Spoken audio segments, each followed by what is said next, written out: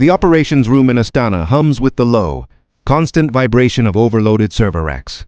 Console lights blink in disciplined patterns, each one representing a slice of Kazakhstan's scattered early warning net. Radar sweeps, AIS shipping logs, and low-orbit satellite feeds mix into a digital soup that analysts must strain, moment by moment, for anything resembling a threat. For nearly an hour, the screens offer nothing except the usual monotony: cargo ships creeping across the Caspian, the heat haze rising off refinery infrastructure, and the brief bursts of interference caused by atmospheric scatter. Then something shifts. A faint smear appears on one of the coastal radar feeds. Not a clean dot, but a jittering, low-altitude ripple almost drowned in sea clutter. It looks like noise, and the younger officers dismiss it as such, until the Doppler trace jumps just enough to break pattern.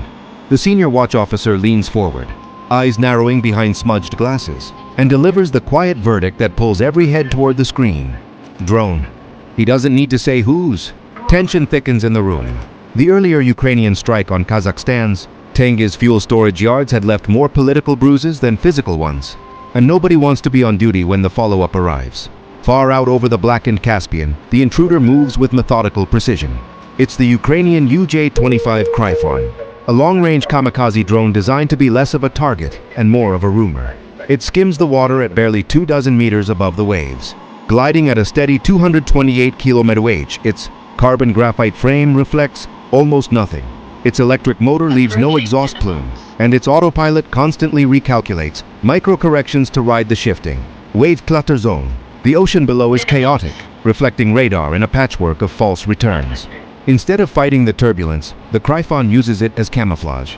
Each time a wave crest rises, the drone adjusts altitude in real time. Each time humidity spikes, it shifts rotor RPM to minimize thermal contrast. The machine moves like it's made of instinct, though it's really just math executed at inhuman speed. To a radar operator on shore, it doesn't present as a threat, just a ghost flicker sliding across an ocean of noise. At the Tengiz oil export terminal, floodlights cut through fog thick enough to blur the edges of moving figures. Workers drag hoses, calibrate pumps, and check gauges without any sense that danger is already inbound. The giant storage tanks hum like metallic lungs, expanding and contracting under pressure. Everything feels stable, complacent, almost serene. But the defense crews know better. Kazakhstan's diplomatic warning to Ukraine had been measured, almost polite. Further strikes will be met with proportional response. The private directive was far less elegant. Nothing hits Tengiz again, period. Across the shoreline, the bar's QS-band radar spins with unwavering rhythm. Its algorithms evaluate millions of returns per minute, trying to find patterns in the chaos. Yet the Kryphon's radar cross-section, 0.008 m2, hovers just below the filter, threshold meant to prevent false alarms from birds and drifting debris. The system hesitates, unsure whether to classify the blip as a threat or a pelican surfing an updraft. Machines are smart. They're also stubborn. Inside an Arlen mobile command van, operators bathed in dim green light monitor the data stream. A flicker stabilizes. The Kryphon finally looks less like noise and more like something intentional. Altitude's wave skimming, one operator murmurs. It's using the clutter to hide. The senior tech responds with a grunt and shifts the Arlen M air defense system into firing posture. Hydraulic arms hiss as they raise the twin tubes holding 937 interceptors. The fire control radar narrows its beam, probing the sector where the target should be. But the sea is a traitorous ally. Reflections bounce off tanker hulls, warm air pockets, and metal mooring structures, confusing the targeting algorithms. The machine brain splits probability envelopes, evaluating trajectories, discarding impossible ones, and revalidating every half-second. It takes 1.3 seconds to commit. A human might call that fast. A guided missile might call it forever. The system chimes. Threat confirmed. Out over the water, the Kryphon senses the change. It doesn't feel fear. It simply absorbs the fluctuating electromagnetic density around it and labels it as hostile targeting activity. Its control surfaces dip by a hair. It slides downward to 19 meters above the waves. Humidity thickens the air, and the propeller blades heat by a dozen degrees from friction. The autopilot compensates with a minute RPM adjustment that subtly alters its thermal profile. It's not fighting for survival. It's simply doing what it was built to do. In the command van, the first missile locks in. The fire control officer stares at jittering radar returns caused by a steel tanker moored off the southwest sector. Each ghost spike forces the algorithm to hesitate. The officer curses under his breath, slamming a palm against the console to steady his nerves, not the machine. Finally, the targeting solution stabilizes. Fire 1. The missile erupts from the launch tube in a violent plume, climbing hard, accelerating past Mach 2 before the sound of its ignition even fades. But the Kryphon is already adjusting downward, forcing the missile's early intercept geometry into a losing angle. Its autopilot predicted the launch the moment the EM field shifted. Humans see coincidence, machines see timing. The missile streaks toward its quarry. The drone knifes forward through thick sea mist. Kazakh operators scramble to compensate. And the Caspian remains dark, patient, indifferent, reflecting none of the tension unfolding above its surface.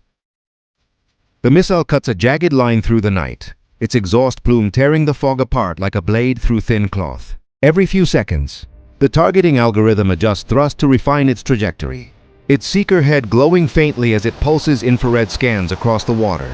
The air around it boils. Pressure waves slap against the surface, sending bursts of spray into the dark.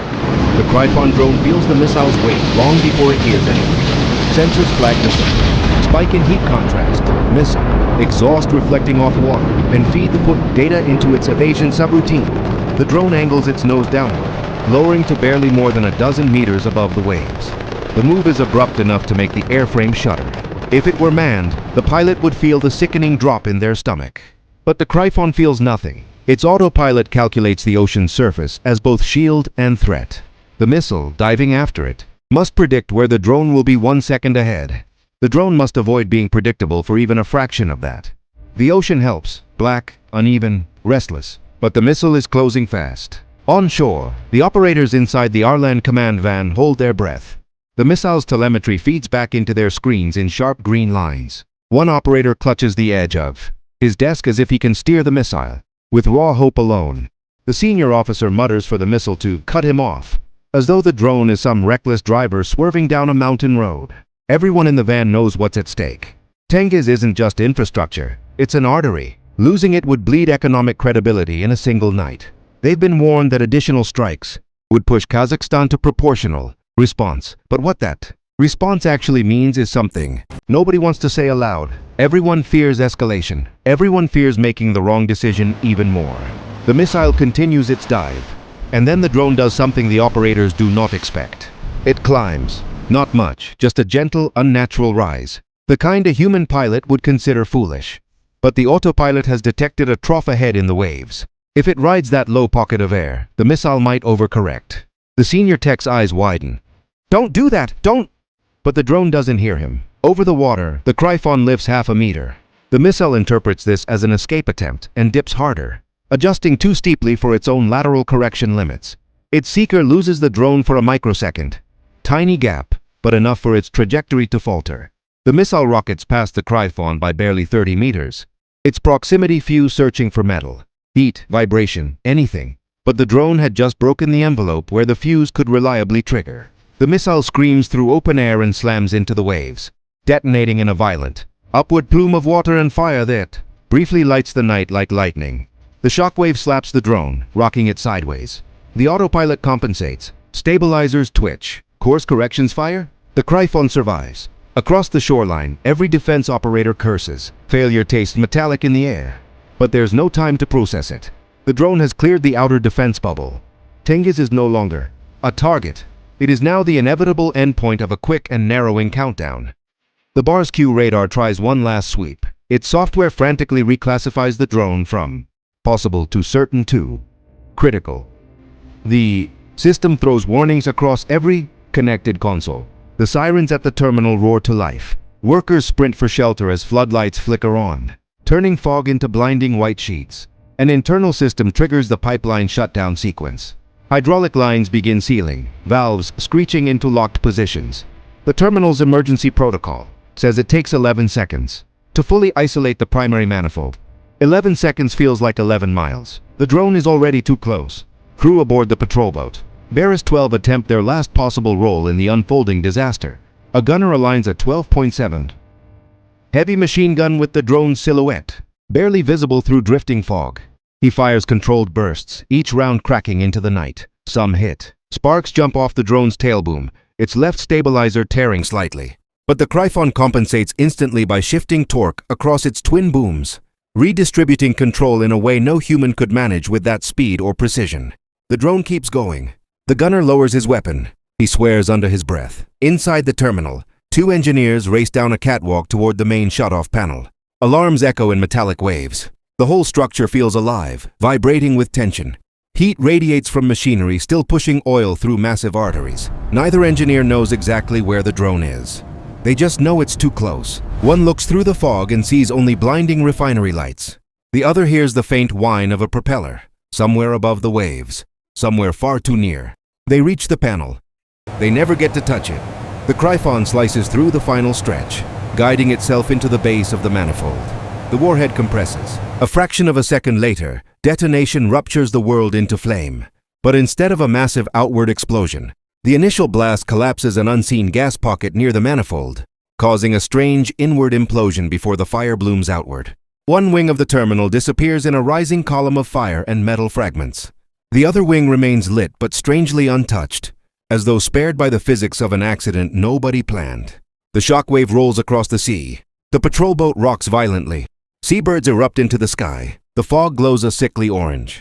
And just like that, the drone's mission, planned by humans, but executed with machine purity, is complete. Back in Astana, satellite feeds flicker. Communications jitter. Someone whispers, "Did we lose eyes?" Another answers, "They're not gone. They're hiding." The room falls into tense silence. Nobody breathes. Everyone waits for the next line of the story, not knowing whether humans or machines will write it.